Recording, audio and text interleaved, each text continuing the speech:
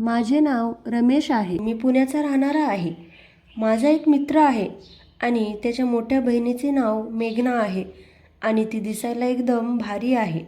पण मी माझ्या मित्रासोबत चांगली मैत्री असल्यामुळे शांत होतो आणि काही पण करू शकत नव्हतो. मित्राच्या घरच्या लोकांचा माझ्यावर खूप विश्वास आहे, पण मी हे सर्व काही विसरून तिच्यासोबत रंगीत तालीम केली होती आणि तिला खूप जास्त मज्जा दिली होती. मी माझ्या त्या मित्राकडे पुन्हा पुन्हा जात होतो आणि तिच्या घरचे सर्व लोक पण मला खूप चांगला समजत होते आणि मेघना पण मला खूप चांगला समजत होती, कारण मी तेव्हा तसाच होतो जसे मला ते समजत होते. तसेच मी पण त्यांना तेवढाच मानत होतो. आम्ही दोघे खूप चांगल्या रीतीने एकमेकाबरोबर राहत होतो आणि बोलत होतो. पण मी तेव्हा तिच्याबरोबर काही करणे तर दूर आहे, पण तिच्याविषयी कधी वाईट विचार पण केला नव्हता. आणि मग मी कधी विचार पण केला नव्हता की मेघनाबरोबर असे काहीतरी करेन, कारण ती माझ्या मित्राची मोठी बहीण होती. मेघनाची एक मैत्रीण होती जी मला खूप पसंत करत होती आणि ही गोष्ट मला पण माहीत होती. पण तरी मी त्या मुलीवर काही जास्त लक्ष देत नव्हतो आणि या गोष्टीवर मेघना मला म्हणायची की तू माझ्या मैत्रिणीबरोबर एक वेळा बोलून घे, पण मी तिला सरळ नाही म्हणत होतो. मग मी आणि मेघना हळूहळू जवळ येऊ लागलो. मेघना पण आधीपासून एका मुलाबरोबर प्रेम करत होती, पण त्या मुलाबरोबर तिचे काही चांगले संबंध राहिले नव्हते. त्यामुळे मेघना हळूहळू माझ्याजवळ येऊ लागली होती आणि मला पण तिच्याबरोबर खूप चांगले वाटत होते. आणि आता आम्ही अशा रीतीने दोघे जवळ येऊ लागलो. मग आमच्यामध्ये हसी मजाक खूप वाढला होता आणि आता तर आमच्यामध्ये दोन अर्थ असलेल्या गोष्टी आणि बोलणे खूप वाढले होते आणि ते आम्हा दोघांना चांगले समजले होते. मी तिला खूप वेळा डबल मिनिंग असलेले जोक करत होतो आणि ती पण मला हसून मला साथ देत होती. पण मला पण तिच्याबरोबर मज्जा करून खूप आनंद होत होता. रोज मी काही ना काही काम काढून मित्राच्या घरी जात होतो. असेच एक दिवस मी मित्राच्या घरी गेलो. मी पाहिले की माझा मित्र आणि त्याच्या घरचे कोणीही घरी नव्हते, पण तेव्हा त्याची बहीण घरामध्ये एकटी बसली होती. तिला पाहणे आणि तिच्याबरोबर बोलणे, तिला भेटणे मला खूप आवडू लागले होते. मी तिच्या प्रेमामध्ये एकदम वेडा झालो होतो. मग मी तिला विचारले की घरचे बाकीचे लोक कुठे गेले आहेत, तर ती म्हणाली की माझ्या काकांची तब्येत अचानक खूप बिघडली आहे आणि म्हणून ते सर्व लोक तिथे गेले आहेत आणि आता मी घरामध्ये एकटी राहिली आहे. मग आम्ही दोघे बसून बोलत होतो आणि मी तिला तिच्या काकाच्या तब्येतीविषयी सर्व काही विचारू लागलो. मग तेव्हा अचानक ती बसल्या बसल्या काय झाले माहीत नाही आणि ती एकदम माझ्या जवळ आली आणि ती माझ्याबरोबर खूप विचित्र असे वर्तन करू लागली. मला तर काही पण समजत नव्हते की हिला अचानक काय झाले आणि आता मी काय करावे.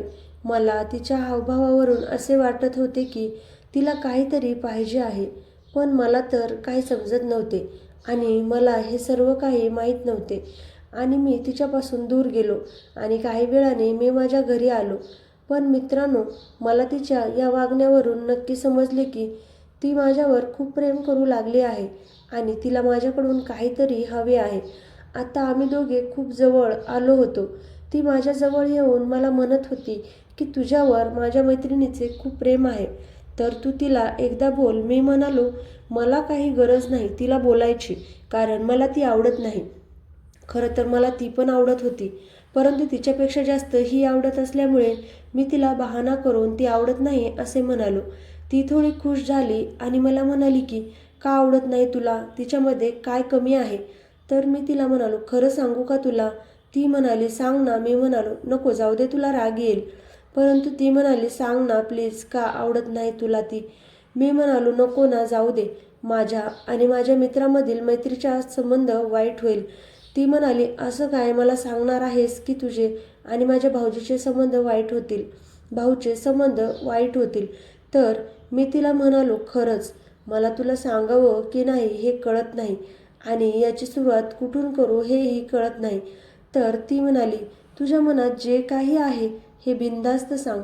मी म्हणालो नको, तुला राग येईल आणि तू माझ्या मित्राला सांगशील. तर ती म्हणाली नाही रे, मला काही राग वगैरे येणार नाही आणि मी तुला प्रॉमिस करते की आपल्या दोघातल्या गोष्टीबद्दल मी भाऊला सांगणार नाही.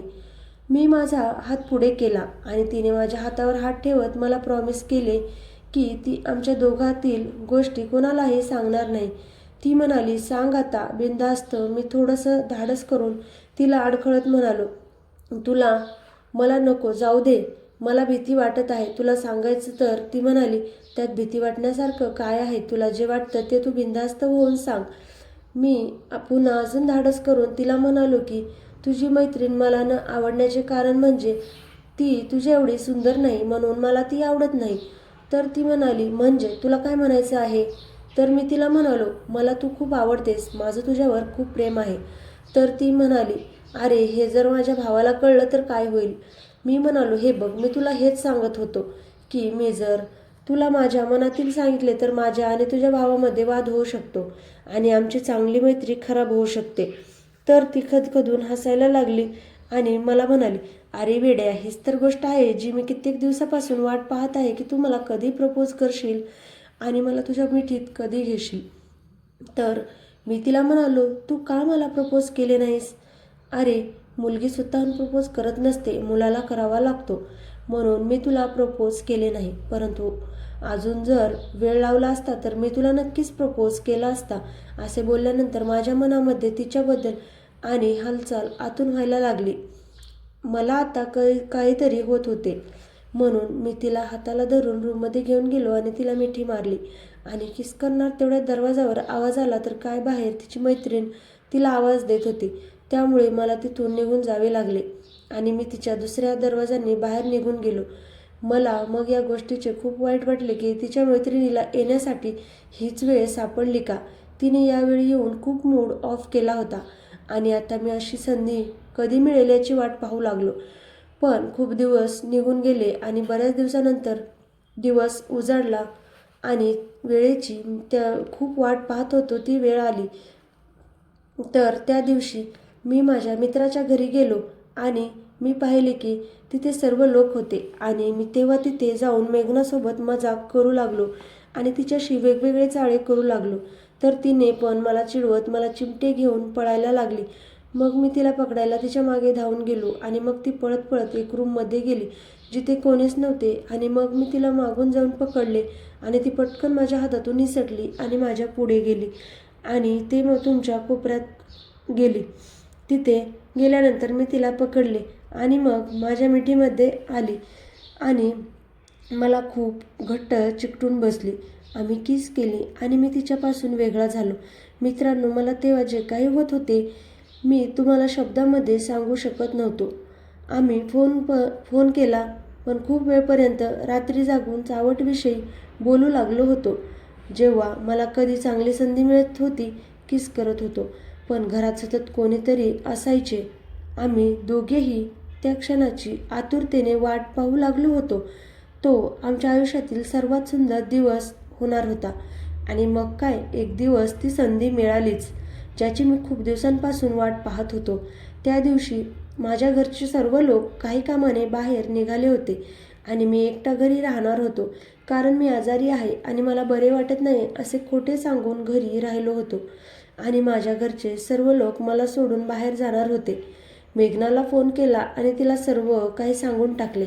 आता मी तिला माझ्या घरी यायला सांगितले आणि ती माझे हे ऐकून खूप खुश झाली होती.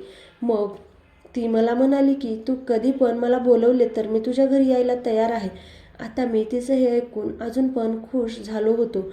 आणि मग दुसऱ्या दिवशी सकाळ होताच माझ्या घरचे सगळेच बाहेर निघून गेले आणि मग ते निघून गेल्यानंतर 3 ते 4 तासांनी मी मेघनाला फोन केला आणि म्हणालो की तू माझ्या घरी 11 वाजेपर्यंत ये.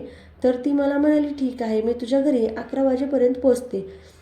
आणि मग मी पण म्हणालो, ठीक आहे, आणि आता मी ती यायची वाट पाहू लागलो. थोड्या वेळात ती आली. बेल वाजवली. बाहेर जाऊन पाहिले तर दरवाजाजवळ मेघना उभी होती. मी तिला पाहिले आणि एकदम स्तब्ध होऊन तिला पाहत राहिलो आणि ती मला पाहून हळूच हसली आणि मग मला म्हणाली की तू आता मला आत यायला पण सांगशील का? मला असेच बाहेर पूर्ण दिवस पाहत राहणार आहेस? तर मी जरा बिथरलो आणि तिला म्हणालो, हो ये ना, आत ये ना तू.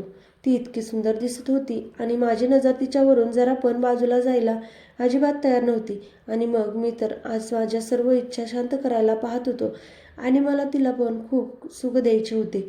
मग मी तिला आत बोलवले आणि पटकन दरवाजा बंद करून टाकला आणि मी पटकन तिचा हात पकडला आणि मग तिला माझ्याकडे ओढले.